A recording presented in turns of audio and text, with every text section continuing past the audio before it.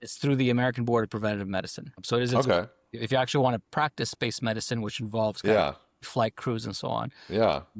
there's a separate training pathway that you can go to do that. Which is, so that's what my mentor, just he Okay. was a urologist at first, and because they were having trouble with stones and astronauts and some of these urologic issues, he became Okay. involved and ultimately trained as a flight surgeon as well. Was a Okay. he was a flight surgeon in the Navy as well. So he did both kind of the aviation and the space side of things. So kidney stones scare me on the ground.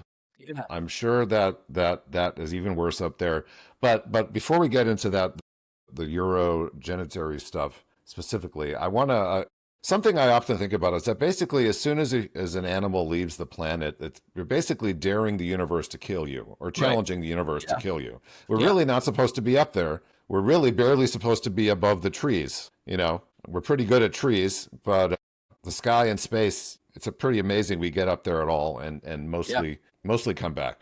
So, I mean, what is the biggest threat to the? I mean, I'm trying to think of a question that doesn't have a million different answers, but in our current knowledge, what is the biggest threat to human health in the microgravity environment? Hard to pick just one, but Okay, let me answer your question this way. Let me sure, give you a big picture sense of why this environment is as different sure, from the earthbound environment that we evolved in. okay, It's exactly like you say, right? There's probably no other environment that we can access that kind of deviates more sharply from the conditions that we evolved to optimally function, yeah, right? And when you think about the spaceflight environment, there are kind of three major components to that.